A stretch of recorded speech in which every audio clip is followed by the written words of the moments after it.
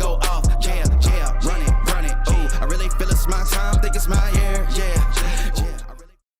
How is everyone doing this morning? Welcome to the morning show here on Stock Market TV. I'm Spencer Israel. I've got Steve Strazza, JC Parets, Alfonso, the chart master backstage. We got a lot to discuss today, so let's roll the intro. Enough with my intro spiel. You don't need that. You want the charts. I know what you want. Let's go.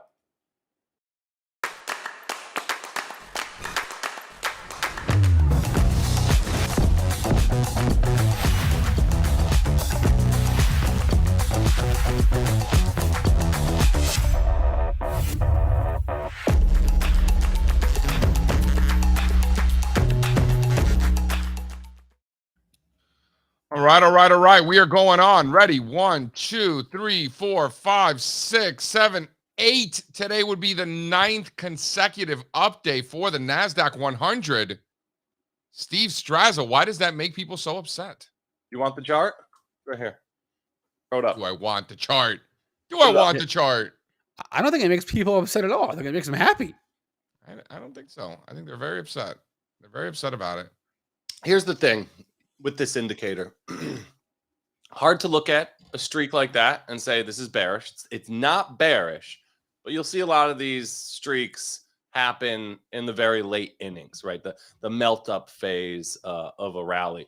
We saw that the last time we had, I think it was, you could see that streak from November 2021. That was 10 days, a week or two before the peak. I think the answer here is that the consecutive day streak historically is not a great indicator of bullish or bearish. It just comes back to the most bullish thing a stock can do is go up. It's not bearish, right? Yeah, obviously. You can't say 8 straight days is bearish. It's a fun thing. I like to track it. I don't think you would count this as any sort of like momentum indicator, though it's not. Yeah, why don't you before we dive in, why don't you hit that bumper there, Spencer? A little state of the markets action, a little state of the markets. You know what it does speak to right now, though? Like sellers have been in control since July. That's clearly over. 8 straight up days, right? All right.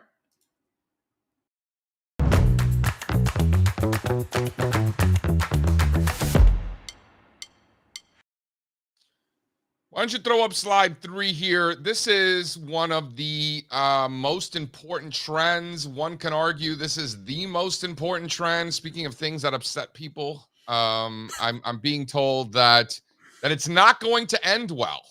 And I question that philosophy because when does it ever end well? Doesn't it end not well by definition? Like, isn't that what the end means? Not your hottest take. Just because it's the end doesn't mean it has to be a disaster, right?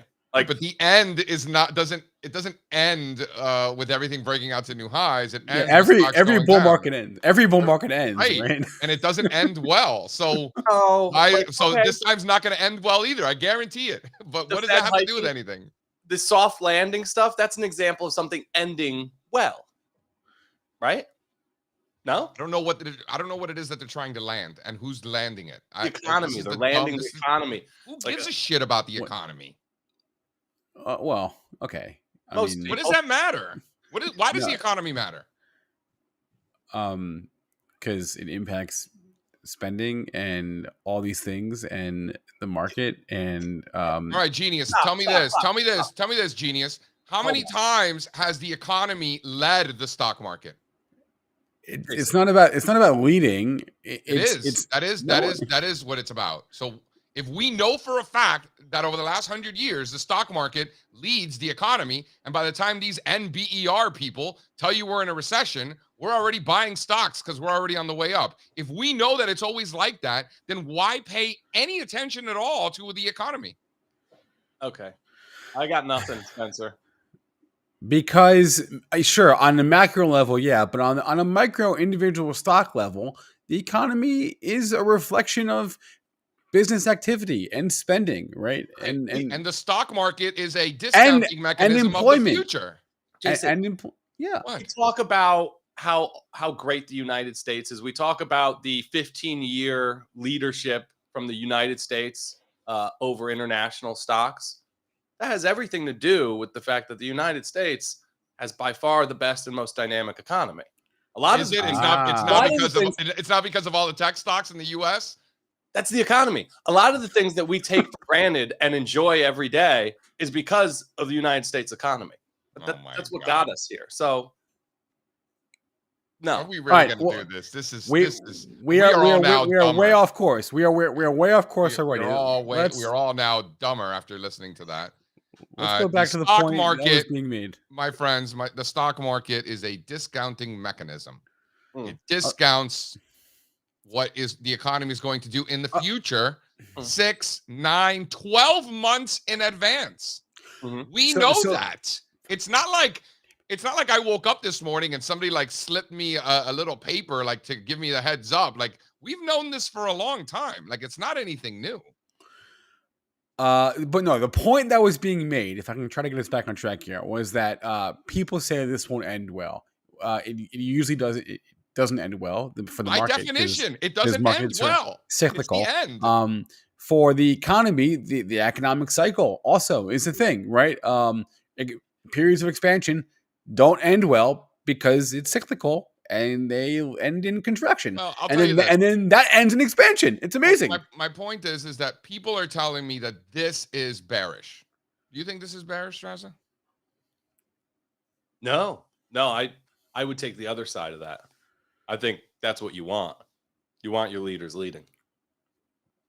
Well, if history has proven anything, is that yes, that's exactly right. The stock market wants the leaders leading because when this line is going up, the stock market goes up too. Right? Overlay the S&P 500 over this. Yeah. Right? What are you going to see? No disagreement together.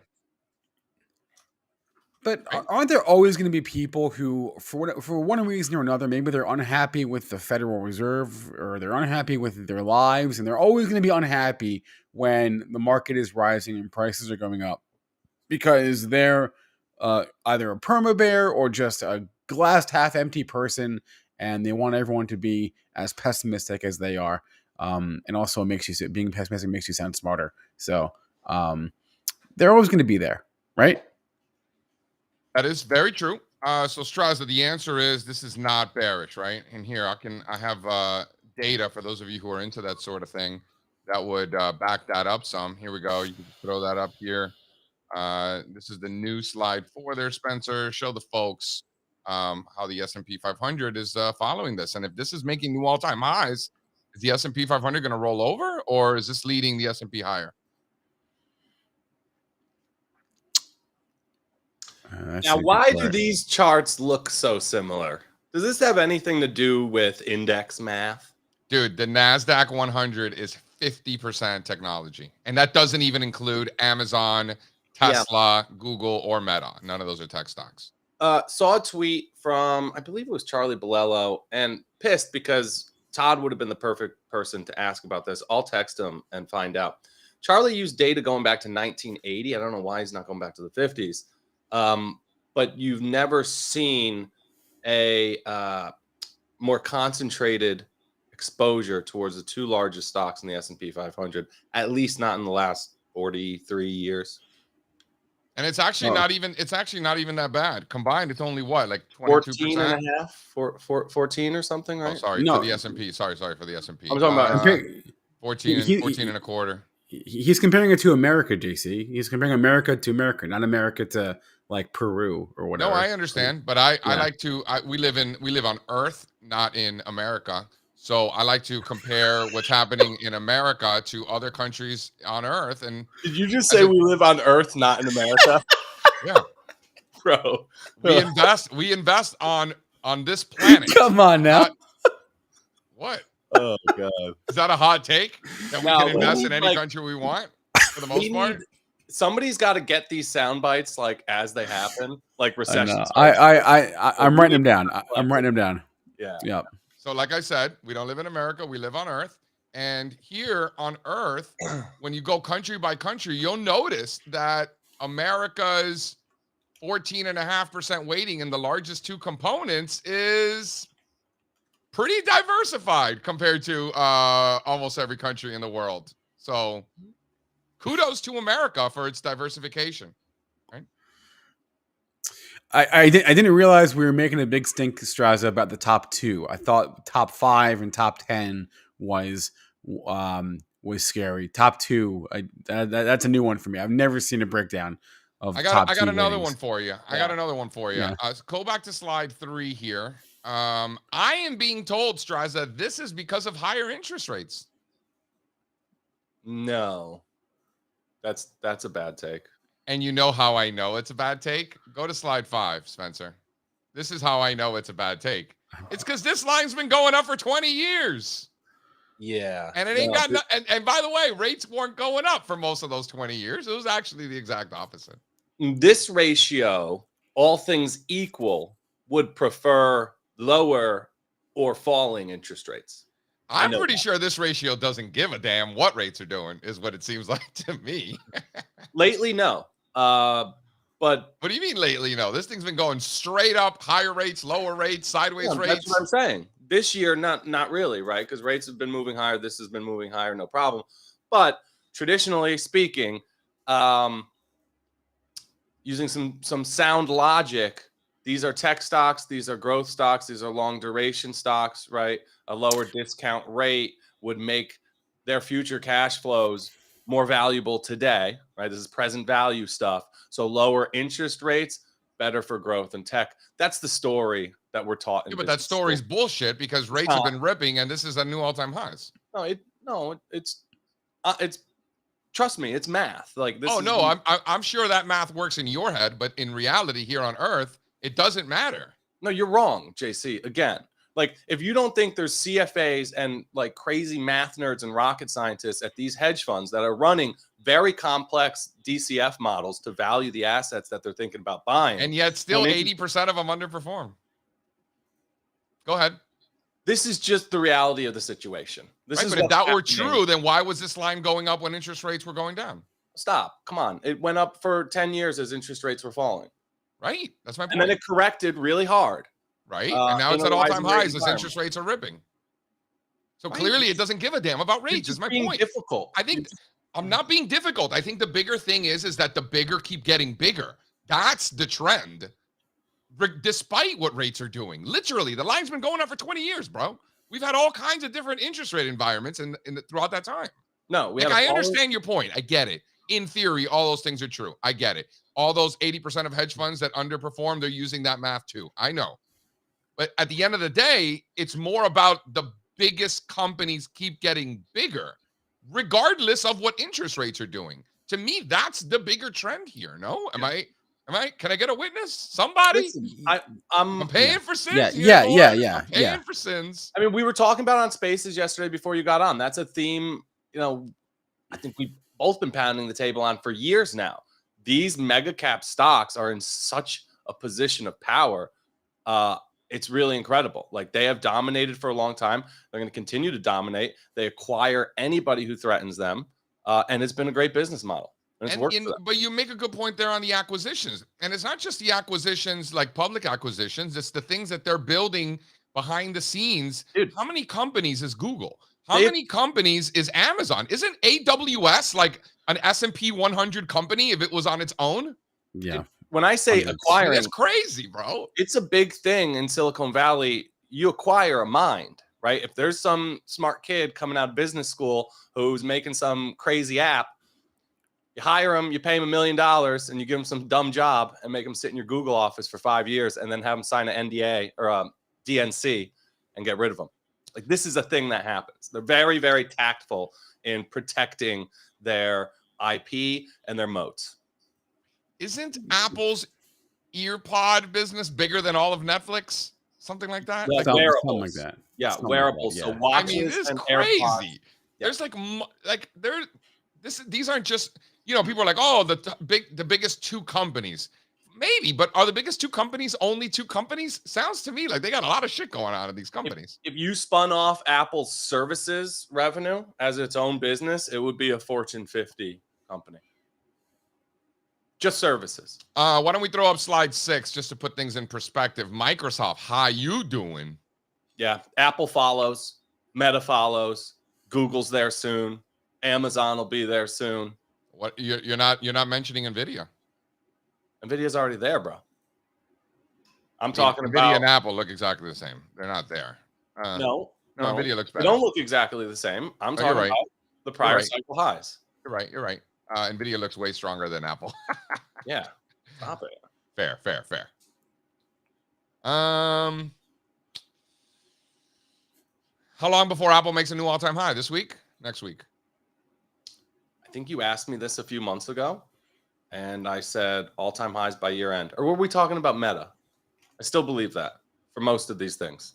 So Apple needs another 10%, not even less. These mega cap techs all making all-time highs by Christmas. Santa Claus is coming to town, baby. Well, the Santa Claus rally this year begins. Somebody check my math. I think it's on Christmas Eve. Let's see. It's the last 5 days of the year, which are going to be 29, 28, 27, 26, and the 25th. The market's closed, I would imagine. So Friday the 22nd is what I have. Anybody want to check my math? Friday the 22nd is when the Santa Claus rally period begins, and it stretches through January the 3rd. Is that right? Yes. Ooh, David Lundgren in the house today. Very exciting. I'm excited. David Lundgren. I mean, I feel like we say this about a lot of our guests. Like, oh, this is one of our favorites. But like, he really is. Lundgren is. But like what? Yeah. Like Todd Stone is not one of our favorites? Like he is one of our favorites too, you know? No, they're both top 5. Whoa. David Lundgren for sure. and Todd Stone, both top 5. Easy. Yeah. Wow. Easy. Yeah. Wow. I don't disagree with that. No pushback here. Strazza is correct in this particular assessment. All right. what are we doing here? We're bringing in. Yeah, let's do a quick rundown before we bring in Go for it. David Lundgren. Dow futures up 30 points. S&P futures are flat. NASDAQ futures flat. 30-year bond futures up again 20 basis points. Gold flat. Silver up 50 bips. Copper flat. Oil down 75 basis points. And the dollar inching higher. I know Strazza has got that front and center. I think everybody should. With the volatility index down slightly, basically flat, and rates on the 10-year yield flat as well. Meanwhile, Bitcoin prices are, because we're including Bitcoin in our futures rundown. Bitcoin futures are flat. Nothing going on there. All right. And that is your morning rundown. Let's bring in David Lundgren. All right, let's do it. Yo, Jay, we've been friends for a long time. Make the call. I mean, this is pretty professional, guys. Nice show you got going here. Mr. Lundgren, how you doing, my friend? JC, how are you, my man? You know, just another day of wondering what the market is going to do. Yeah. How do people do other things for a living, David? You know, we're lucky. We're lucky to be able to do this for a living. Never a dull day. I prefer better conditions, but nonetheless, it's still. What's wrong with these conditions? I mean, they are what they are, right? But I mean, I think it's obvious that we'd rather have a strong trending bull market than what we have. I'd prefer a bear market. Listen, when you talk about better conditions, David, you got a couple more gray hairs than me, you know, no offense, but you do. You've seen way worse markets than this. I mean, I navigated and managed through the global financial crisis, which was horrific. But to be honest with you, this is an important difference. The what was better about the global financial crisis is it was trending. So trend following is about following trends. So you need trends to do well. And so like when I speak to my clients and I'm trying to, I'm discussing to them the strategy of the fund, it's just one of the most important questions you can ask a fund manager is like, when will you not do well? And a value manager or a growth manager, it's very hard for them to tell you when they're not going to do well. One of the advantages of our strategy is that we can tell you that we're not going to do well in a range bound sideways market. We're just not going to do well in a trendless environment. So we can pinpoint with very high accuracy when we're not going to do well. And, you know, other than a few rallies that we've had and the very deceptive rally that the S&P is putting on, which we all know is driven by 7 stocks plus a few more. But the reality is the market's been going sideways for almost 20 months. When those tough, choppy conditions present themselves, how does your model or the portfolio change to react to that? Are you simply moving the cash? What kinds of things are you doing? No, you're not Yeah, going to do well. So I I know mean, you're question. lighter. Good question. it's a hedge fund, so I can be long or short. So when you really just have to morph to more of a mean reversion type investor until it's over, and that's a really difficult thing to do, to be able to time that thing. So I rather than do it subjectively, I try to be as systematic as possible. And maybe we can go through some slides to kind of show where we are today that I sent you earlier. But the idea is when you get overbought and you don't have a preponderance of trends, you have at best an overbought range, at worst an overbought downtrend, so you get short. And now we're down back at the lows of the range, which it doesn't look like it again, because you're looking at the S&P, it looks like everything's fine. But the truth is, the average stock is basically sitting at its October low. Yep. So Yeah, if you look at something like the value line, small caps look a lot like that, right? yeah. Most stocks are below. I think most stocks are below their bank crisis lows. Certainly, most banks are. Yeah. Credit crisis lows. You're saying like the spring? Yeah. Were you were you getting short since July? Yeah, and by covering now, I still have a little bit on, but it's mostly covered. And I think there's enough. When you're trending, overbought and oversold really don't matter. All that matters is trend, right? Pick the levels that matter and stick with it, and then some pretty amazing things will happen. And you'd be surprised how valuable it is to not pay attention to overbought and oversold during a bull market. Couldn't But agree. right now it matters. It's almost like all that matters. And I would say when you go into a range like this, moving averages just don't matter. Right. Just So in a range bound or a trendless market, you want to use momentum indicators like the RSI in a mean reversion way. Yeah. David, can you talk a little bit about how you treat your short trades differently from your longs? I know you have a shorter time frame. You keep them on a tighter leash, taking profits quicker. Maybe just talk a little bit about that dynamic. So when I measure breakouts in both directions, I kind of categorize them into it's basically trend 1, 2, 3, and 4. So trend 1 is a stock that has broken out on the upside, but has since returned to the pattern, but hasn't violated any trend. So it's still a breakout. So it's kind of like it's come back into the pattern. Trend 2 is broken out, but it's not extended. Trend 3 is broken out, it's a little extended, and trend 4 is very extended, right?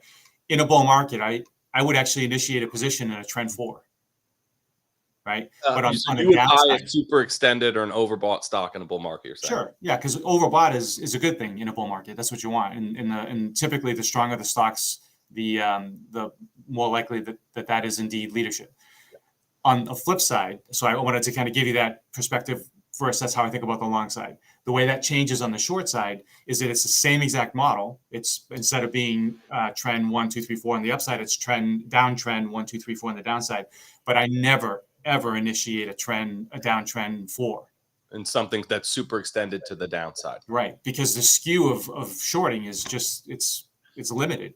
If you were doing something like that last week, shorting super extended stocks, the most heavily shorted, most beaten up names, absolutely screamed higher, you would have been totally blown out of your positions. Absolutely, yeah. But think about it this way: when you're investing, everybody has to kind of navigate through this formula of expectancy, which is, I think I may have talked about this the last time around, but just because it references, it's very important as it relates to thinking differently about shorting versus going long. Expectancy is basically how often you're right, what your hit rate is, times how much you make on average when you're right, minus how often you're wrong, which is basically 100% minus how often you're right. It's basically the same number, just the remnant, times how much you lose on average when you're wrong. So the reason trend followers can make money on the long side and be wrong a lot is because of skew. If you're wrong, if you're long, you can be up 500, 600% on a stock. And if you get enough of those, you can be wrong 70% of the time and still have great numbers. Especially if you're managing your risk on when you're wrong. But on the short side, you can't be up 500%. Yeah, but you can, because you're just keeping a margin requirement. Like, I understand that stock can only go to 0, so that's 100%. But if you're maintaining that margin requirement and you're adding to shorts, you can make a lot more than 100%. You can make 500% because it's just a margin requirement. Yeah, you can. Right? Like, I've had Jim Chanos and I have had this conversation a million times. Granted, he does this professionally, but I mean, I feel like every time I see him, we're having the same conversation about how it's misleading that you can only make 100% on your shorts. That's actually not true at all, because you're just maintaining the margin requirement. Yeah. So what I'm speaking about is just structurally the concept of shorting. So you can't make more than 100% on the direction of your trade. Now, if you're saying, well, then lever it up and only have like 10% margin, you're already taking a very risky proposition, and now you've just magnified the level of risk by leveraging up something that's already very risky to begin. Yeah, but as the stock goes down and you're right now, your margin requirement is less so you are just meeting that margin requirement because you're already in the green. Yeah. Right. I don't want to go down this whole rabbit hole. No. I agree with everything you're saying. 100% agree with what you're saying. But I just want to illustrate or point out that if that's the case, then flipping that on the other side is that if you're up 500% on a long, well, that means you can be up 5,000% because you leverage. That's right. Right. So the concept is the same. It's just how much leverage. What a great country this is, right, David? Come on. Yeah. They were telling me, they were messing with me because I said that we don't live in America. We live on Earth. And I'm saying that as investors because there are other countries with stocks also. Some of them, in fact, are doing very, very well. Yeah. Right. So I like to think that way. Yeah. And Strazza is just the one who just got back from a month in Asia. And he's right. We still live in America. So, David, do you find that the win rate is not as good for your shorts as it is for your longs? So the win rate is just entirely environment dependent. So my hit rate on my longs right now is, I don't know, it's probably 35%, just because that's the environment we're in. Yeah. But in 2020 to 21, it was literally 85%. So as we always have to remember that we're never as smart as we feel like we are in a bull market, and we're never as dumb as we feel like we are in a bear market. It's just a function of the environment we're in. So my hit rate on shorts right now has actually been very high, and I've actually made money on my shorts. But if you carry that out over a full cycle, my hit rate on my shorts will probably drop to 30%. Right. Let's jump into some of your charts. Where do you want to start? Hold on, because I did notice that Lundgren brought Solana chart. I'm very excited about charts 3 and 4. Let's get through this. Let's work our way there. Let's start with the ARC, right? Warm people up, a little amuse boost before the Solana. I think you probably want to start with the trend stage table, no? Yeah, we start wherever you want. So hold on. We got the chart up. David, best week in the history of ARC? Yeah. Was it the best week in the history of ARC? That's what Strazza said. He's the mathematician around here. By a smidge. Yeah. Yeah. Go ahead. We'll see. I'm not a big fan of the best volatility ever when the thing is clearly still in a bear market. Hopefully it's bottoming or whatever, but volatility is a byproduct of bear markets. It's not the byproduct of a bull market. So when you see high volatility like this kind of a setup, or high volatility at the end of like 2021. That there was also very high volatility there at the end of a move. I like trends to just kind of like have non-record breaking moves in the context of a trend. That's much better for me. But nonetheless, it's still like this could get to the top of this range, and that's a heck of a move into the year end. I know, JC, you're talking about the Santa Claus rally and everything. I mean, this would be perfect for this to play out this way. And then if we actually break through that resistance in the 50 area, you rotate up to 80 to 90, which would be, I'm not saying that's going to happen, but putting all this into like a portfolio, obviously we talked about how oversold we are. You shouldn't be short this. If you want to take a shot at it on the long side, this is where you do it. You don't do it at 50 because that's an overbought range, right? So if you don't do it now, then you got to wait for it to get above 50. Which is fine. It's not that that's a bad thing, but the worst thing you can do is start buying it above 45 because you feel better now, that you feel more confident that the lows are in because it's rallied off of this potential right shoulder bottom. So when you're in a range, the hardest thing to do is the right thing to do, and the hardest thing to do is when it's in the throes of a decline into the bottom of the range. You definitely don't feel like doing it, but that's when the underlying, in this case, the ARC is most oversold, and that's when it's most prone to mean reversion. That's when you most have to do it. And then the opposite of that is when you get up to 50, you're going to feel better. It's like, wow, this probably is a head and shoulders bottom. Now you want to put the trade on because you feel better about doing it, but you're actually doing it in an overbought, range. So Yeah, Walter Deemer, when it comes time to buy, you won't want to. yeah. That's literally my title of my post a couple of weeks ago. I was like, hey, it's the time to buy and nobody wants to. Yeah. For me, I'm very interested in charts like this simply because if you weigh the evidence, right, and you want to make the bet that this is a new and sustained bull market, eventually the laggards are going to have to participate. And charts like this or the range in the Russell 2000 we should look back on in a quarter or two and say, oh, that was a nice rounding bottom. It just took a while, right? And they should eventually complete some sort of reversal pattern and join the rest of the party with the large caps and the. Yeah, I think you're right. I think they kind of have to. The way the analogy I use is like the S&P looks great. It looks like the brand new car sitting in my driveway. But the question is there fuel in the tank or not? Yeah. And what the IWM is telling you, or the average stock is telling you, is that the tank is empty. So so this is the chart here. I mean, this up on the right there, top left, I should say, that's the S&P, and that looks fantastic. I mean, everything you can think about in terms of what bottoms look like after a bear market. You've got the check back to the 200-day average into that former resistance area. All of this looks great, but this is one of those really, I don't want to say rare, but infrequent instances in the history of markets where the average stock is doing something very, very different. And it's not the norm, but it is what it is, and that's just what we have to contend with. So down below, that's the value line. The value line geometric index, David? That's right. Yeah. Which is at the same level it was 25 years ago. Yeah. So I wouldn't say that this is not at all a good metric of wealth creation. That's what you use cap weighted indices for in various factors and things like that.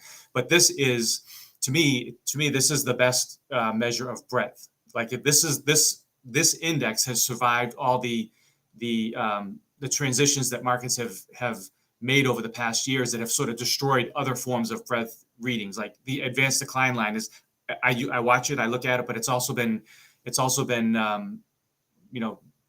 I'd say devalued a bit by when trading went to decimals. Yeah. It's just not as good as it used to be. Whereas this is a what the average stock does every single day, and I refer to it as the factor pond that we all fish in. So whether you're a growth manager, a value manager, quant, whatever, this is where every manager on the planet fishes for ideas, and this is a factor neutral pond.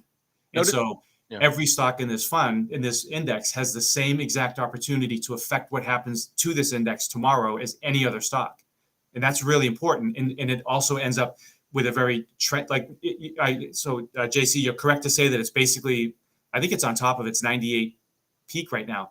But what you can see, but from point to point during bull markets, this index moves in the same direction as the S&P. And during last year's bear market, it went in the same direction as the S&P, indicating that breadth or the fuel was in the tank, and the tank was full. But what we're seeing now is again, that first low in March, that's where the banking crisis bottom was. And the average stock is below that. So the whole point is that we've all been doing this long enough to know what a bull market looks like. And this is just not a bull market. What a bull market looks like is on the left side of the chart.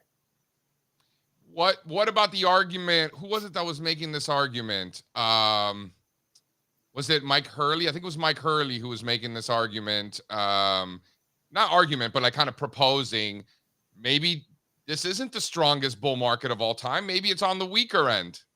And that's right. Just because it's not the strongest bull market ever, does that mean it's a bear market, right? Well, I think you can. I think you can systematically measure whether it's a bull or a bear market just by what's the average stock doing, and I think that you can do that. And I actually have a table in my slides that shows that. But we have our podcast, Fill the Gap, for the CMT Association, and Jonathan Krinsky was a guest recently, and one of the points he made, which I thought was really interesting, was we'll see what this is, whether it's just a bear market rally or if it's the beginning of a bull market. But in either case, once we know what we have, we will look back at it and define it as being either the largest, longest bear market rally in history, or the slowest start to a new bull market in history. We're dealing with one of the two. We don't know which one it is yet, but that's what's happening. Great point. Yeah. So this table here that sort of right in the middle that Spence just brought up, where that arrow is. This is basically, so long-term, medium-term, and short-term is quarterly, monthly, and weekly time frame. And I'm just basically bucketing the market into these 6 stages of trend. Wow. And what you can see right now under the long-term column, 27% is the biggest bucket of trends on the quarterly chart, right? So JC, I know you're a big fan of the monthly chart, as am I, of course, but I also look at the quarterly. And the quarterly chart is ultimately I don't the only trust thing people who aren't, David. Yeah. How do you trust those kind of people? Exactly. Yeah. The value of looking at long-term charts is that they're driven by one thing and one thing only. It's fundamentals, right? The weekly and the daily charts are driven by people reacting to and freaking out about the fundamentals. Right? It's all sentiment. That's a concept that goes all the way back to Charles Dow in the late 1800s. Yeah. So when you do that, you just like let that sink in. What do these charts mean? What do long-term charts mean? Well, they reflect fundamentals. Okay, interesting. So what are they saying? Well, the biggest bucket right now, 27%, is in a clear downtrend on the quarterly chart. Yeah. So in that time frame, just when you add it all up, only 40% is in an uptrend. So that's 40%. So that's a lot of good charts, right? But it's the majority is in a some form of bearish trend. And but the good news is where I have this arrow. If you notice, there's 4 stages of base, right? And you're either in a base of an uptrend or you're in a base of a downtrend. So, but in either case, base means that you're just going sideways. You're not making progress in either direction. So when you add up those 4 categories, you end up with 55% of the market. And this is not always the case, but this happens to really dovetail nicely with what the value line is telling us. We're just in a massive base. And when that's the case, overbought and oversold matters. So if you have hopes that next year is going to be a great year because we've had a 2-year bear market and maybe the AI is going to drive another bull market next year. The point is that we don't know that for sure. So we have to make our bets and find places to make our bets where our risk is lowest. And I would just say that when the market's oversold like this right now, this is where you make that bet. Don't make that bet on the arc when it's at 50. Do it now when you're in a base. 55% of the market's in a quarterly time frame base. We're obviously oversold at the bottom of that.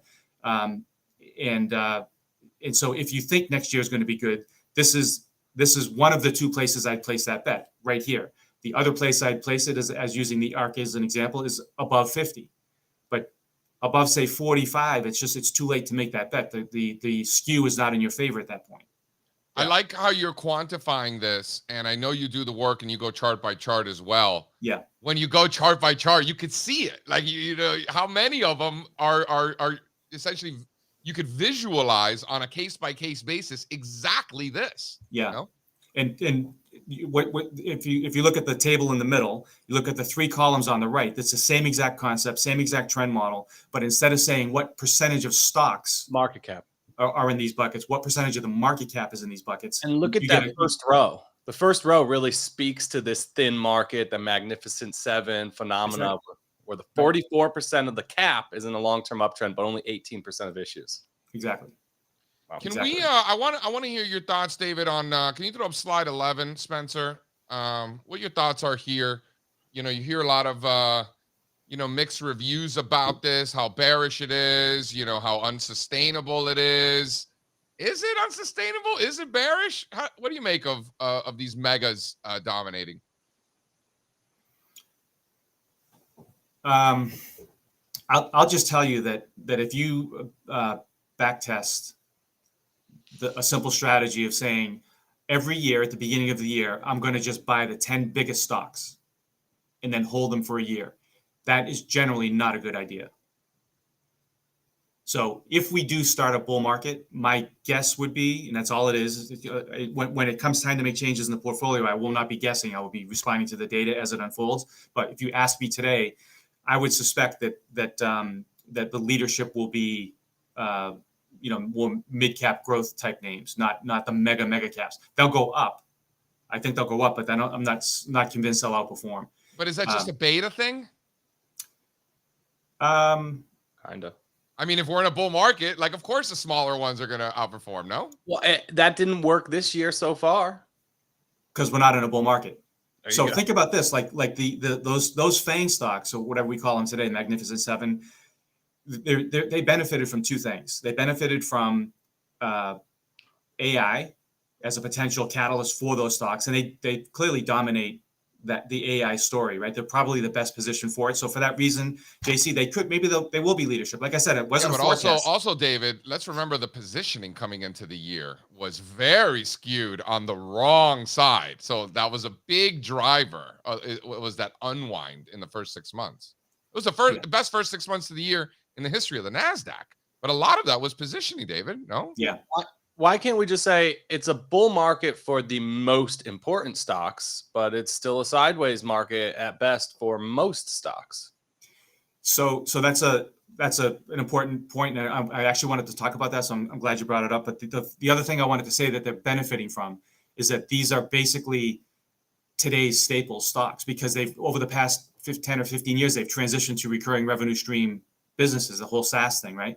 So if we go into a bear market, there's no way I'm going to cancel my Microsoft subscription, right? So from that perspective, I call them toothpaste tech, because they're like Procter and Gamble. Like portfolio managers today treat it like Procter and Gamble of the old days, because you can flock to these companies because they have recurring revenue streams. So it's a combination of AI and safety. Yeah, but I don't buy that at all, David. Dude, I'm going to push back. I'm going to push back on that, because these things got slaughtered after the S&P peaked at the end of 21, and Staples caught a relative bid. The safety was not into these names. Microsoft, Google, the big boys did not get slaughtered. They had some of the most resilient drawdowns. Software stocks are the best stocks. That's all David's saying. JC gives me a hard time when I say that, David, but everything you just said, thank you so much. And as always, I listen to you guys both debating it, and the point is, you both have good facts and you both have good evidence, and your arguments are great. So, but what JC just said, the distinction I would make is that last year was a bear market, like for everything. Yeah, that was the beginning of the bear market. So everything. Look at when Staples started to outperform in December of 21 and just dominated on a relative strength all throughout 2022. But they went down. But they outperformed, as they normally do in bear markets. Right. So because they're Staples. Yeah, I'm not. I would tell you that, like, within tech, how did Microsoft do relative to all of the Microsoft lost 35-40%?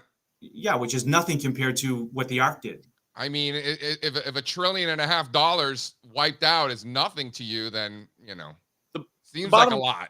The bottom line, these mega tech stocks, their fundamentals are different. They've rewritten the rules on fundamentals in many ways. They're a lot less cyclical. I want to continue with this, but let's turn it into the bond proxy, right? A big argument was being made in 22 that these tech stocks were getting crushed because bonds were getting crushed, and then this year bonds got crushed and these things went up. Can you talk about the difference there? I'd love to hear your thoughts on that. Well, I think if you look at the correlation between rates and the market over the past 40 years, it's not constant. It's not a steady state relationship. So in 1997, it switched because the world switched from inflation to deflation. And when that happened, the whole paradigm shifted and flipped on its head, so that any sign of inflation in the 2000s was bullish. So when rates went up, stocks went up. Yep. Look at those break evens; they look like S&Ps and stuff. Yeah, exactly. And so today, however, the thing to keep an eye on, and I just actually sent a note on this on my website, the correlation. I just follow streaks of positive and negative correlation between these two, and the correlation between stocks and bonds just hit their longest negative streak of negative correlation since 2000. Wow. So it's possible that relationship is starting to change again. And if that's indeed what's happening, then that's the markets, which I believe to be the market to be the best macro strategist on the planet, right? So if these correlations do change, that's the market telling us that inflation is back. And inflation now is a bad thing, not a good thing. And this change, I mean, you might be looking at a longer term correlation, because we've seen this for quite some, right? You know, the bonds as a safe haven that I had my entire career stopped being the case. In fact, last year bonds got hit harder than stocks, right? To your point. Yeah, and the ultimate irony is, I mean, when you talk about bubbles, I mean, one of the hallmarks of a bubble is valuation. In global, I don't know what it was, like $17 trillion in global bonds were negative yielding. Yield is like the PE ratio. It literally is the PE ratio of stocks, right? Because if you take the PE ratio and invert it, you get earnings yield, which equates equities to bonds, and then you can compare the two. So if the PE ratio is how you value stocks, inverting it gives you earnings yield. So therefore, you can see how that the treasury yield is the same thing as valuation. It was negative. The yield on treasuries, not treasuries, but $17 trillion of debt was negative. That's how much of a bubble it was. So to then see one of the worst bear markets in bonds in history, to follow that is, how can that be shocking? But what I wanted to get back to something Steve said, because I think it's important too, like everything I'm talking about, the fact that the most stocks in the quarterly time frame are bearish, and the S&P is doing what it's doing, and this isn't the first time this has happened, and it doesn't always resolve negatively. So when you look at 1994, which in many ways has a lot of similarities between what's happening today and then, 1994 was one of the worst bond bear markets in history at the time. If you look at the advanced decline line, which was still a valid way of measuring breadth back then, because we hadn't moved to decimals yet, the breadth of the market was represented one of the worst bear markets since the 70s beneath the surface. And the S&P never went down more than 10%. I think it was 9.8% from its highs. Yeah. And that was obviously a horrific divergence. But what did it do? It resolved to the upside. 95 was a hell of a year. Yeah, and we know what it ended up doing, right? I mean, that ushered in the bubble and everything else. So the idea is, like, we don't know what it's going to be, but if you're going to make that forecast that's going to be the outcome, you'd make that forecast now when it's oversold. So it's December 94. October was December 94. Yeah. So before Spencer comes on and kicks David out, we got to get to can we get enough of this real money stuff about stocks and bonds? Can we get to the funny money? David, exactly how much Solana do you own? So are you able to in your fund or no? Not in the fund, but I haven't owned crypto in a while, and I last time I was on, I actually should have bought it when I talked about Bitcoin back then, but I'm really focused on managing my fund and trying not to get distracted by other things. And but I don't even know what Solana is. I don't know what the protocol is or whatever. But this is one of the rare charts in crypto that actually looks really good. So much about what Snowflake is doing. That's how I look at it. Right? I want to point out the relative performance is relative to Bitcoin. Yep. Right. So in a world, like, I looked at 500 cryptos the other day, and it was like the vast majority of them were terrible. But this stood out to me as, like, a survivor. This could be like, if you think about the bubble from 21 in the implosion, where almost everything that did well in 21 went to zero. And now we're starting to see survivors. This could be like the Amazon of the post-bubble 99 bubble, where Amazon and a few others survived, and they are what they are today. So maybe Bitcoin, Litecoin, Ethereum, Solana, which again, I don't know the protocol, but I think that's the thing to pay attention to right now. We had a massive capital infusion into this space. It was a massive bubble, and a lot of bets were placed. Most bets lost. That's the nature of capitalism, but some survived. This looks like it survived. I really, by the way, Bitcoin is more consumer staples than your tech stocks, David. 100%. Yeah. I really like the way this one's kind of leaving the station and leading, because when you look at these altcoins, not many of them look good. This relative strength stands out so much, and not to get fundamental on crypto, but some of the smartest people in the space, people who do get fundamental on crypto, this is easily the favorite. Is that right? For whatever reason, again, I don't know anything about what they do either, but people are excited about this one, so I think it makes sense. David, ping me offline. I got some shit coins for you. All right. I'd love to catch up with you, because I know you've done a lot of work in this space. I'm like the whole NFT thing. I mean, is that dead? Was that just my CryptoPunk has held its value better than any asset I own other than my real estate. Really? But But these are the blue chip NFTs. So the blue chip NFTs, And so the consumer staples of NFTs, David. which crazy. They really did hold up well, but most NFTs, no good. And they pay dividends. Is real estate in the metaverse? Is that a thing of the past, or is there? Yeah, is I there own actually, some real estate in the metaverse, and it is not doing well. What is the concept? Like, why would you own it? Clearly, there was no reason to. Okay, I'm not like I'm in an information discovery process, and I know JC. I'm not like this. Like I didn't own like this landlord empire in the metaverse. I had a small parcel. Yeah. In one of the many metaverses, and but it's in a good neighborhood. It's in a good neighborhood. We're gonna like. It's not. I couldn't afford one in a good neighborhood. It's in the middle of nowhere. I thought you were in like the art district. All right. Well, we'll have. Couldn't be further away from anything. All right. Well, are you near a golf course? I haven't checked my property in a long time. I can look if you'd like. I'm a scratch golfer in the metaverse, just so you know. Me too. Oh man. Strazza isn't a scratch golfer in any world. Even Strazza gets worse every time I see him. Actually, somehow It's not true. Tough game. it is a tough right. game. Yeah. What's harder, golf or the market, David?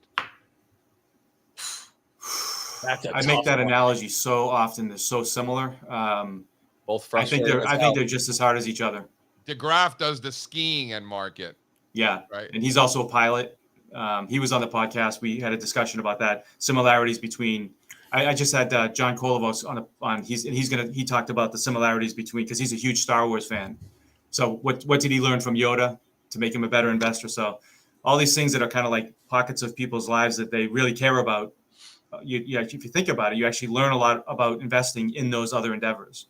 Dude, how many CMTs are pilots? It's crazy. Keller, Too many. right? You got Bartoloni, and you got a lot of pilots. It's a lot of similarities. I'm a very sailor, right? And sailing is incredibly similar to trend following, because you don't get to choose where the wind comes from. You just need to adjust your sails and figure out if you're going to go to the same spot regardless. You need to know where the wind is going so that you can get there in the most efficient way. And even know if the wind is coming directly out of the place you're trying to get to, it's going to be hell to get there. Yeah, and that's kind of where we are. You don't impose. You don't impose your will on the environment. You can't adapt and jive. You cannot. Yeah. You should see Strazza trying to get out of the bunker. Woo! Throw up hacking that thing. Throw up David's S&P and value line chart before we send him off. I'm gonna give him a nice compliment here. This is the way to draw a chart. This just makes me so happy when I see these support and resistance zones drawn so fat like this. This is the right way to do it. Yeah, tiny lines. Do you want to speak to that? Yeah, but what's up with those grid lines? What do you need those grid lines for, there, David? Yeah, I don't know. I'm a grid guy.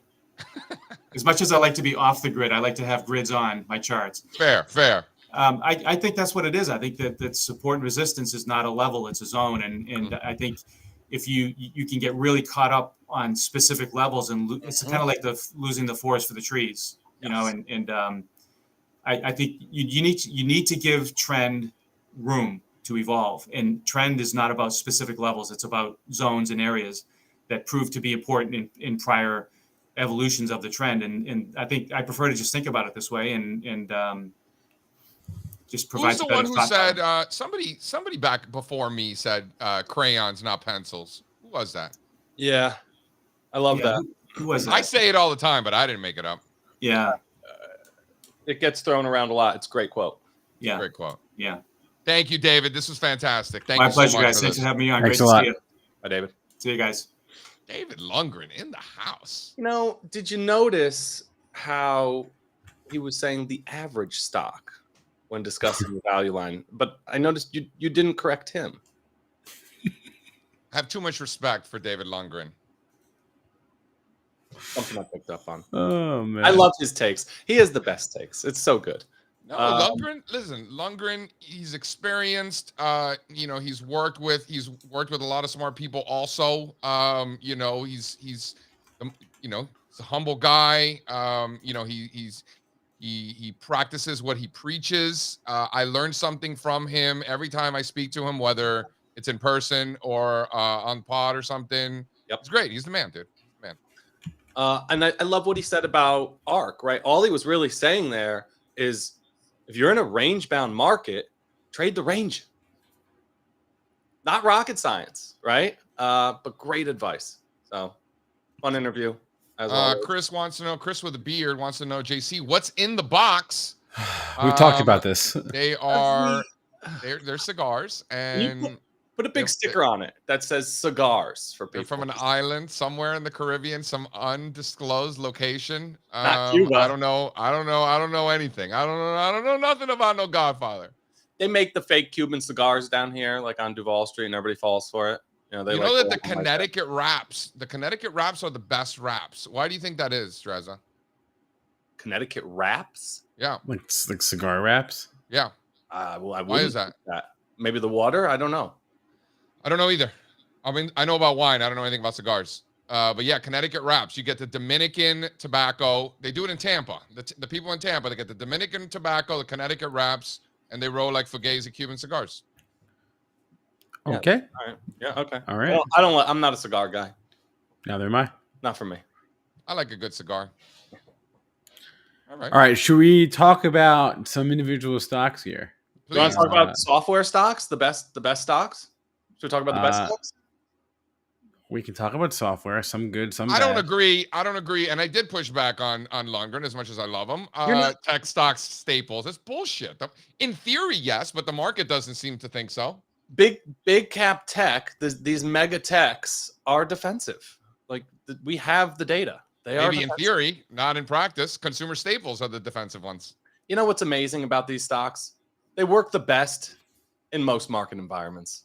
Like I say it all the time. It is so hard to bet against the best stocks. Your recency bias is like irresponsible, dude.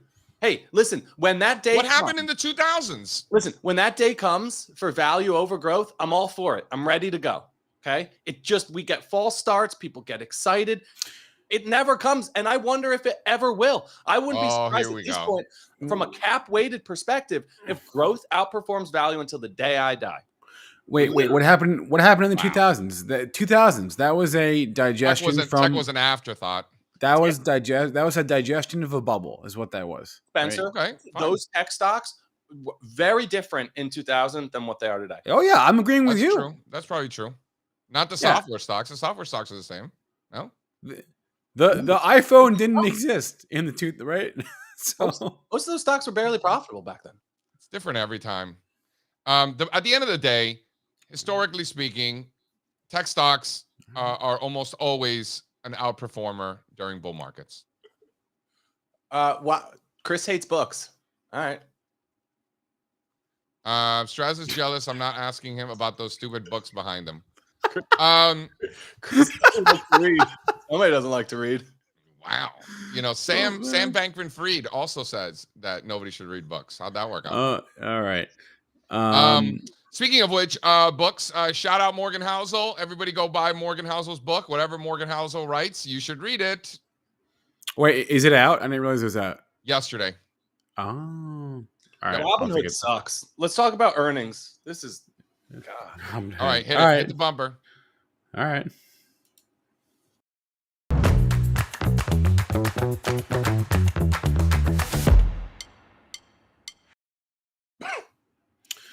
All right. To me, the biggest story from this report, and I'm looking at Hood here, is a 16% year-over-year decline in monthly active users. They are down to just over 10 million monthly active users, up from a peak. I think a couple of years ago, I think the peak was like, what was it 20 million or more? I don't even really know, but it was certainly a lot more than what it is now. What else did I see? The numbers from the last quarter were they were like a little bit light, definitely on the top and the bottom line, no doubt about that. But to me, the decline in active users is the most important thing. Who uses Robinhood? What year is this? Yeah, do we have a Hood chart? I think we do. Yes. Goes from the upper left to the lower right. You don't need it. Honestly, like, who can you name one person that uses Robinhood? I can't name a single person, and I know a lot of people invest in trading. I do know one person, actually. I do know one person. Yeah. And how wealthy is that person? not. They're like 23 years old, so they're not. I have it. I don't have anything in there. I think they gave me like free shares. Yeah, I did it to play with the toys. You know, you want to play with new toys many years ago. I think I own 5 shares of Chesapeake Energy. They gave me a good one. They gave me. Oh no, it wasn't them because I don't have.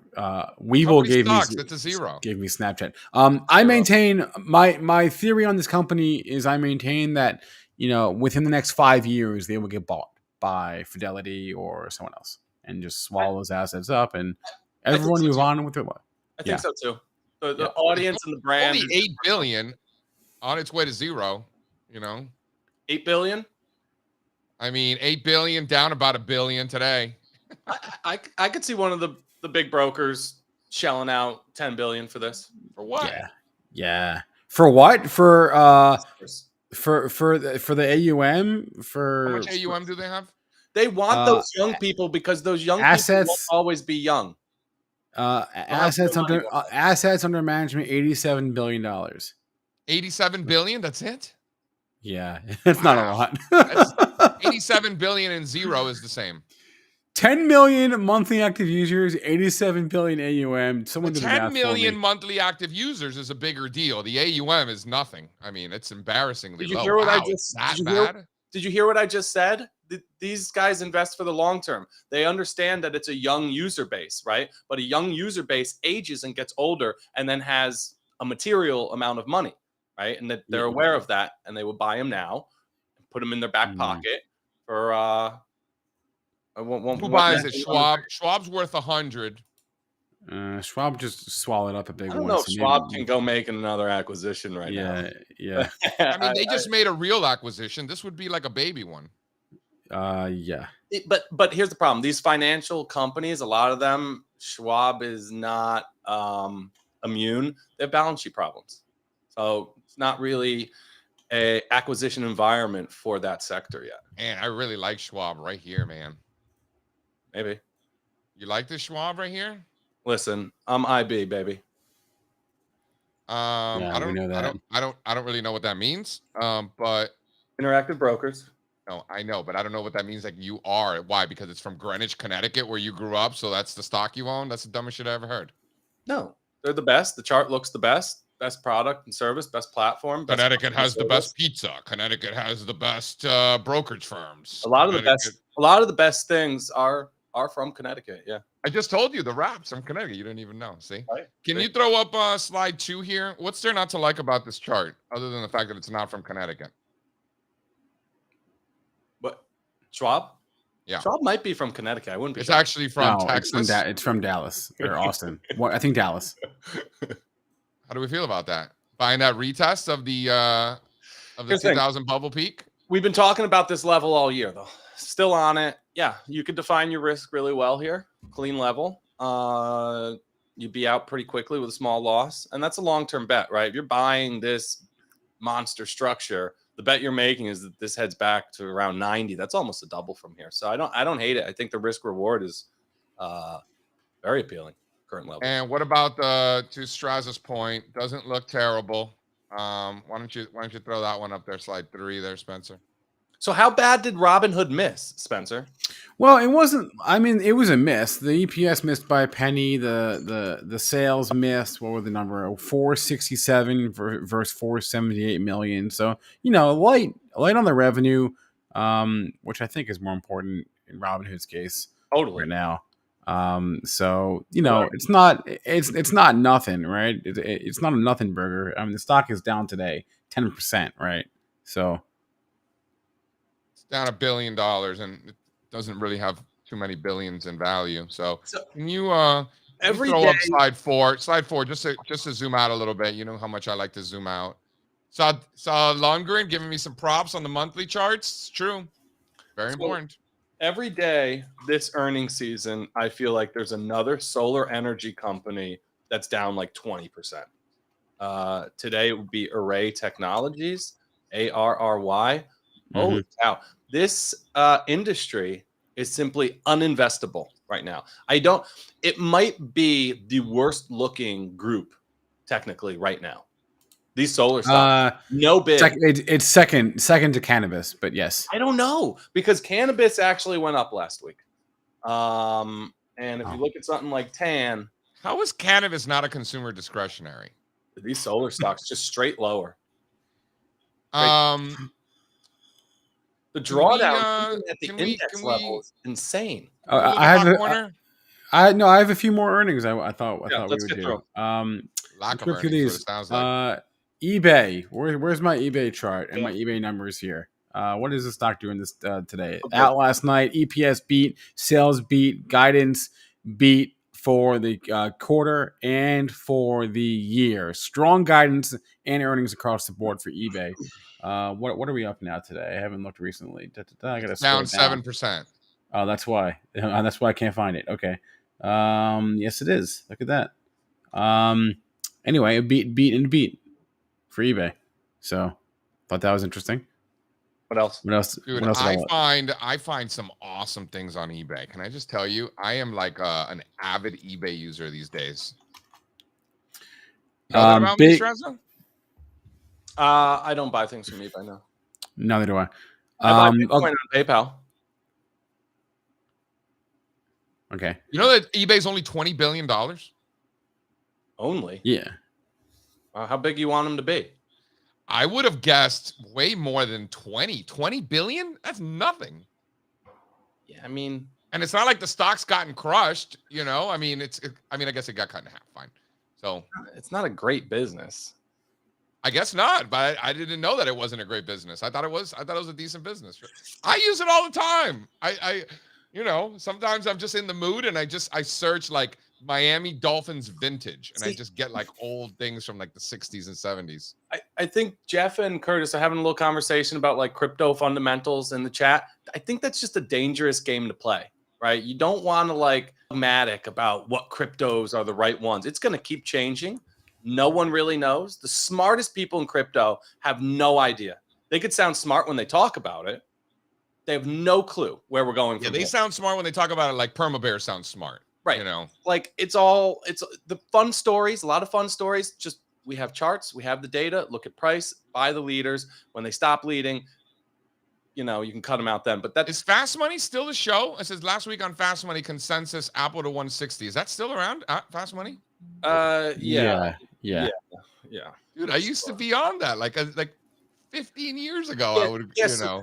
So all right. You might not know this, but when you leave a show, it doesn't end. I know, Okay, but I don't know. I just haven't heard about it in so long. I don't know. Couple more quick, and then we'll do hot corner. Then we'll do Mary. Roblox up. What is it up now? 15% today. Earnings out this morning. Still not profitable, but revenue up 38% year over year. Bookings up 20% year over year. Average daily active users up 20% year over year. And yeah, so there's Roblox. What else did I have here for you? And then the big loser of the day is Upstart, down 25%. What does this company even do? No one knows. Hey now. But they missed on the top line, missed on the bottom line. So we're down about 25% today in UPSD. Can we move on to the hot corner? After that, that was the most boring earnings segment I've ever heard in my life. One company's worse than the next. Upstart, Robinhood. Like, can you give me more crap? Like, is there anything decent that you have to talk about today, Spencer? These things are Roblox. I mean, do you want to talk about Rivian? Yeah, can we? Yes, let's do that. Oh, really? Yeah. I didn't realize you liked that one. Oh, you know why I like it? You know what I like it? Because I think I saw a stat that they lose $250,000 for every car they make. That is one quality business right there. Chasing it lower, like 4 or 5 price cuts out this morning on Wall Street. You know, Jerome Powell's talking right now. Should we just end the show and go listen? Is that guy still the chairman of the Federal Reserve? When are they going to move on from that guy? There are terms, and he just get. Why would you want them to move on? I think he's done. I don't care whether they do or not. I'm just surprised they haven't. He's done as awesome of a job as anyone since maybe Bernanke in the financial crisis. Can somebody He's give me a just number? doing it. How much money is Rivian losing for every car they make? They're losing 600 grand per car. Ryan is telling me here. Is that No, right? they're not losing 600 grand. They That look seems like futuristic. They look like I don't You're trust. losing so much money per car. Stop making cars, and your earnings will come out better. No, am They I look wrong? like they should be able to fly. See these my cars. fundamental analysis there, Spencer. I saw one the other day on the highway. I mean, they're very nice looking cars. Okay, let's do hot corner and then we'll bring Mary Thank on. you. God bless. Thank God.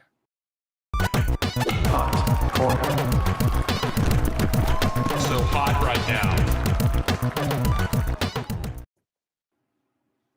Who is this guy dropping $1.1 million? Hold on, let me get my Wait, stuff. is that Lifetime Fitness? Is that what that is? Lifetime Group Holdings. I don't know. It is a leisure company. What is that? I have no idea. They are a leisure company. They Yeah, that's Lifetime Fitness. So that's a gym. So It's a gym. they're from Minnesota. I think Big that's how you purchase. say it. founder and CEO, right? So you want to pay attention when you see something like that. Company founder out here buying stock, probably already owns plenty of stock, adding 1.1 million. Pretty messy, It above looks 15 terrible. maybe. Terrible chart. Yeah, it's a mess. Albemarle, I do want to talk about. Ooh. Even the lawyers out here getting some action. So general counsel, what JC would call a piker purchase, 167,000. Albemarle was one of these really exciting stories, right? You heard of lithium? You guys know about lithium? It's a big deal. Yeah. It's supposed to be. So that's these guys, industry leader. Lithium stocks are getting absolutely destroyed. They look like solar energy stocks. But when we talk about the CEO buying, we talk about the CFO buying. When the company's lawyers are buying, I mean, that's got to be a pretty decent tell, no? Yeah, I mean, it's interesting, right? It is interesting. It's very interesting. Not the CFO buying. Very different. A general counsel, he knows a thing or two about what's going on, no? He knows a lot about the contingent risks for sure. Sure. Are we just being sexist and assume that this is a male? Yep. We are. Yep. We have no idea whether it's male No or idea. female. Don't read the names. Sorry. Yeah. That's it. Okay. But that is interesting. We don't see that very often. General counsel buying the stock. That's really interesting. Yeah, stands out for sure. 123. Maybe if we start getting back above those 17 highs, 145, 150, maybe. Yeah, In for the now meantime, it's a completed Nasty. stop. The other one, Remitly Global, RELY, nice base. This is a new uptrend.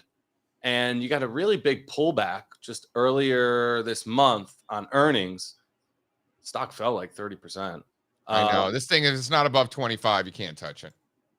Really? Why? Yeah, man. Nah, that base is complete. 200. No, I see. You're filling that gap from August, right? I think you could find a level somewhere around here to get involved. This is a nice reversal. And by the way, we're seeing insider purchases on Remitly like once a week. Seems like once a week these days.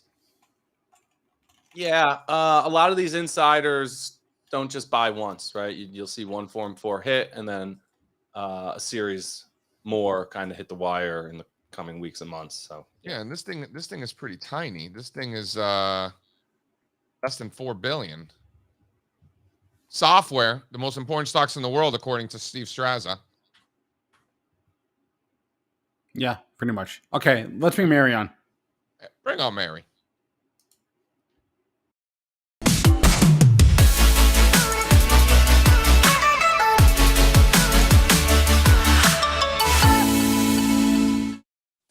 What's up, Mary? Hey, Mary. Morning, guys. How's it going? hi, Mary. Well, I like in the meeting yesterday, we're making Dow. Strazza and I are making Dow 50,000 hats, and by Right. Strazza and I are making it, we're not making it at all. But we're just opining on what they should look like. Should they be those old floppy Johnson hats, or they should be like the new ones that the kids are wearing? Down No. 50K. What do you guys think? Weigh in on the chat. Mary's staying out of this. I said yesterday during the meeting, I haven't worn a hat besides like a winter hat in years, so I'm not helpful at all. It's got to be breathable. I need the mesh, right? So I could wear it. So that was the trucker style, right? Are we doing trucker style Dow 50K hats? Is that what we're doing? I think those are cool. Some open air back here. Shout out Koifin. Trucker hats have been cool for a while. I feel like they never were not cool. I don't know. Okay. Anyway, Mary, of all the things you've seen from us in the last week or so, all the emails, the ideas, the calls, the meetings, anything jump out to you? Yeah, so I want to give a huge shout out to John Netto from last week. 1 week ago, I wrote it down, the financial tightening, yada, yada, yada, whatever it was. Thank you. So I wrote down financial tightening, and when that Fed news got released, there it was. In fact, one of the posts that I saw actually had it highlighted. It was almost like sign from above. And so I got busy buying stocks. Right. John specifically said if the financial tightening is in there, that's bullish. That's what he said. Yep. So I got busy buying stocks that day, and I sent Steve a bunch of tickers. Is there one in particular you want to talk about, Steve? Because nope, we can go anywhere you want. Okay. Charts are ready. Okay.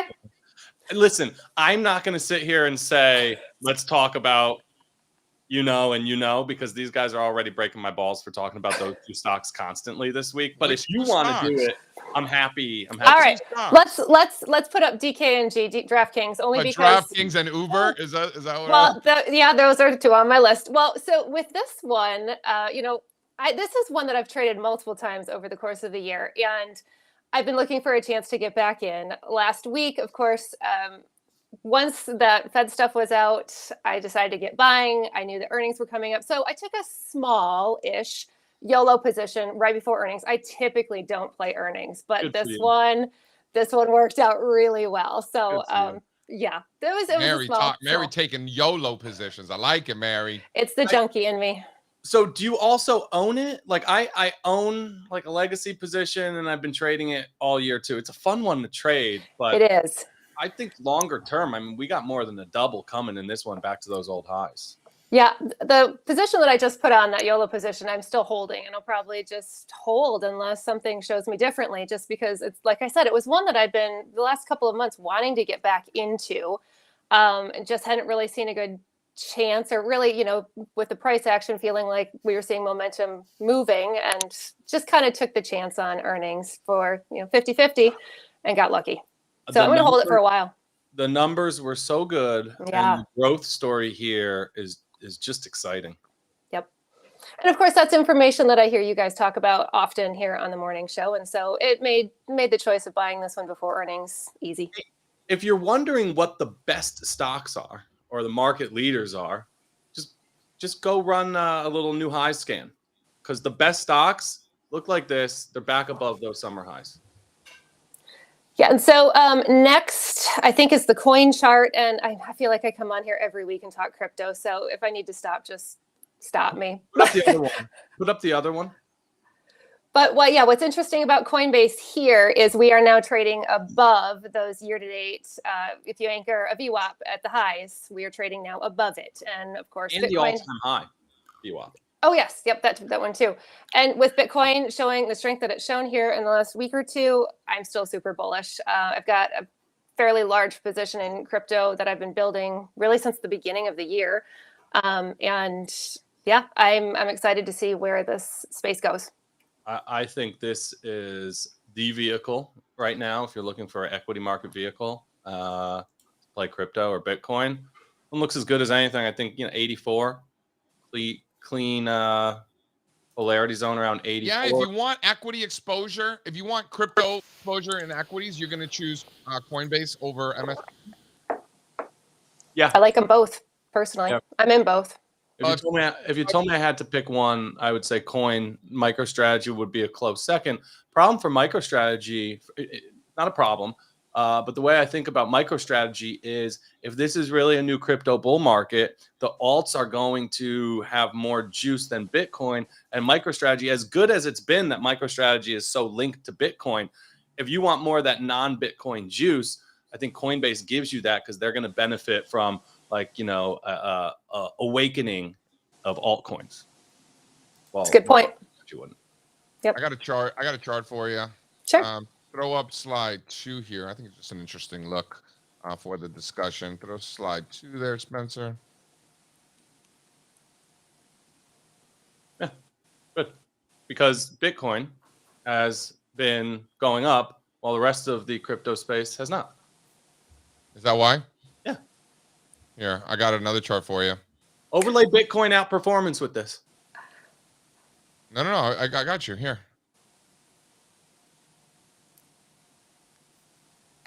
You know, I don't necessarily. I think that you're getting other types of exposure with Coinbase, which can be good or bad, right? I'm not saying it's necessarily bad. I think it's more of a pure play with MicroStrategy, right? Throw that up there, Spencer. Yeah, totally. Yeah. But if you're bullish, you know, I think there are other fundamental factors that you might want to consider if that's what you're into, versus MicroStrategy, where it's more of a pure play BTC. No. You're investing in Bitcoin. It's a Bitcoin investment, while Coinbase is a crypto investment. Ooh, I like good. that actually. I like that. Same with the miners, right? That's why I don't love the miners too. It's just Bitcoin, right? If things get exciting and all the alts start ripping, it doesn't really matter to the miners. Oh, it's a good point. If MicroStrategy is an investment in Bitcoin, Coinbase is an investment in crypto. I really like that thought process. See? One for Strazza. See, you're not completely useless. See, you're bringing something to the table. And just like software stocks are the best stocks, right? All right. I don't know about I've always thought. I mean, Coinbase they're just an exchange, so shouldn't they? They're brokerage. They're not. They're brokerage. All right, fine. They're a brokerage and an exchange, but shouldn't they go up with volatility? Yeah. So they're going to make money off of volume, right? More buying and selling, and spreads, right? And we're at the lowest levels in both volatility and volume in a long time, right? Or coming off the lowest levels, I should say. As volatility expands, the bid ask will expand, and their margin in that business will expand. So yeah, totally. They also, I think, are going to find some more creative ways to monetize their audience. A lot of talk about that. I trust Brian Armstrong. The way he leads this company is great. They have such a monster audience. They dominate U.S. crypto market. Also, a big piece of revenue for them that's coming is they are the exchange for all of these new spot Bitcoin ETFs. Yeah, that's true. They will be making money in fees off of all of those new exciting funds that everybody's so amped up about. They had to refile. BlackRock, JP Morgan, all these companies, they had to refile because the SEC came back to them and said, who will your exchange be? The SEC was very interested. And they all said Coinbase. And they all picked Coinbase. Well, that's the only game in town. They onboarded 100 institutions onto their platform last quarter. That speaks to the dominance of Coinbase, right? Well, didn't you always say, you've always said that Brian Armstrong does things right. Yeah. He is the golden boy of crypto, all those things. They're playing the long game. They've been playing the long game, right? They file all these SEC and FINRA reports, just like Bank of America or JP Morgan would. Like they're trying to really do things without being required to. That's right. No, voluntarily. No. What? Yeah. No, they're required to. They do a lot of things that they're not required to do. No, they're not. No, they wouldn't fall under a lot of these FINRA rules that normal banks do. Just because regulators are so far behind the 8 ball. I was going to say they haven't changed the rules. So okay, but they will be required. The rules have been changed already. Okay. So rather than say, rather than have regulators do their job, right, and tell them these are the things you need to file, Armstrong was smart enough to know someday in the future they're going to figure it out, and we're going to be filing these same reports. Let's just start. Listen, assholes. This is what we should be required to do. Okay. So this is what we're going to do. And when you guys get your shit together, you'll have seen that we're already doing. He's telling the regulators how to regulate them. That's right. They are leading by example. The institutions see that, so they are the broker and the exchange of choice, and that's going to really matter in the future. It's really been fascinating to watch. Strazza's been on this for a while. Yeah. What else? All right. So You guys- I've got lots of other ideas. I know we're kind of starting to run short on time. So people can email in questions at Stock Market Media, and I'd be happy to talk more stocks if you'd like to talk more stocks. Or give me a call, 323-421-7910. There it is. There it is. There it is. Mary, she's very nice. I All tried. right. Mary also brought some game for recess. Ooh, yeah, I did. Ooh. Yeah. And it's not Games. Michigan related.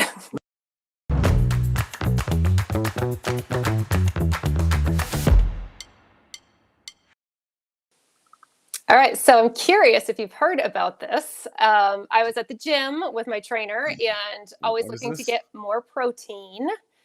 So this is a website, justmeats.com. And so I'm a mom and I've got kids and I barely have time to make meals. And so these are prepared meat portions by professional chefs that are delivered to your door. I know you guys were talking about Instacart yesterday. So Dad, JC fields me on the dad front of having meals, healthy meals ready to go. And I know we're all basically on the Perlman program. This is Perlman approved. All your protein, bam, delivered to your door. Have Is you this used it? Have officially you used Perlman this? approved? Is it officially Perlman approved? I mean, I haven't asked him, but I mean, it's protein, and then you pair it with some vegetables, right? You're going to give the Perlman stamp of approval without asking Perlman? I don't know, Mary. Wait, Oh, Mary. I Have might you get used another this? email later. Have you used this? No, so I just learned about this, but I Okay. am putting in an order. So I was curious if any of you had heard about it and if you've tried it, or if anyone in the chat has tried any of these meats. I Because would I'm be also surprised if curious. JC has not heard of this because he orders meats and seafood from like all around the world. You know, I am not infallible. Thanks for that. well, if you've got other suggestions, JC, I'm all ears. Ping me in Slack because I feel like I keep eating the same chicken and the same steak and the same pork over and over and over again. Go So, to Gold Belly. Go to Gold Belly and get the cherry pies from Grand Rapids, Michigan. Not Perlman approved. not Perlman approved. Those are from Traverse City. Yeah, come on. Sorry. JC. I'll have to send you Cherries. some more for Christmas. I'm glad Excuse those were a me. hit. Excuse me. Delicious. You know, the you can get the king crabs. Get the king crabs from Gold Belly. Whoo! They're expensive though. Bull market order. I had tacos for breakfast. Steve, wait, what was that book you just had there? Let's Yeah, talk about that for a There's a second. question in the chat. I actually do read a lot of books, and by far my favorite, I read this one every couple of years, Infinite Jest by David Foster Wallace. Everyone should read this book. This is just the best novel of all time. It's fantastic. Pale King is another good one by DFW. His essays are incredible. I will read anything by David Foster Wallace for enjoyment in my spare time. And I will read anything written by Morgan Housel for enjoyment and knowledge in my spare time. Fantastic. Throw it up there, Spencer. This is a new book, just dropped yesterday. Fantastic.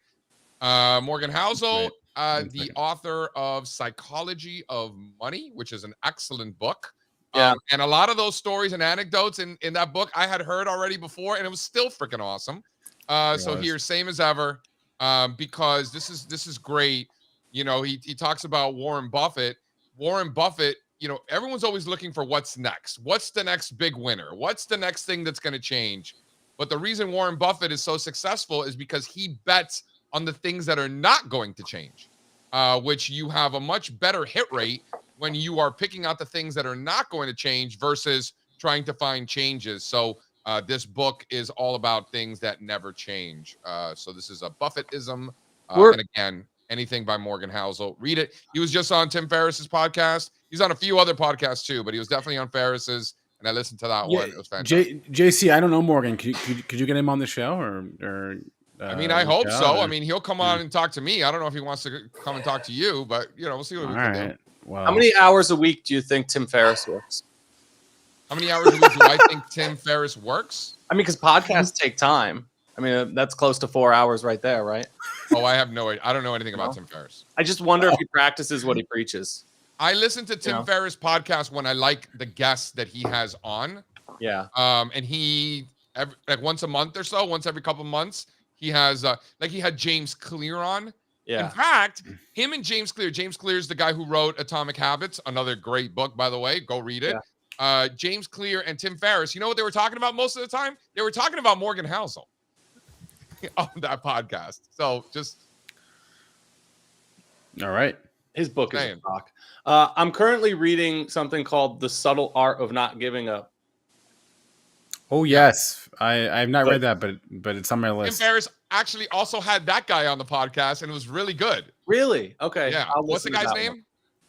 I don't know. I just started the book. It's downstairs. Yeah, that guy was on Ferriss's podcast. This was like last year or something like that. Also really good. Mark Manson. That's the guy. Yep. Yeah. He's like a blogger, but he has a interesting way of writing and getting his thoughts across. It's fun. All right, that'll be our show for today. We've got What the Fick at 12:30 with Ian Culley. He's talking about a strong dollar and how he's playing that. We'll have the Hot Corner with Strazza going through all the biggest entire transactions and best charts from the Hot Corner from the last week. That's at 1 o'clock. And guys, are we filming a Pardon the Price action today? Maybe. Yeah. Oh, yeah. I haven't done one of those in a while. Yeah. So that'd be cool. So check all that out and more, stockmarkettv.com. Thank you to our guest today, David Lundgren. Thanks to Mary. Thanks to all of you in the chat for hanging out. Have a great rest of your day. Go make some money. We'll see you guys later. Go get them, guys. Adios. Bye, guys. I can't take no loss. I don't even know what it costs.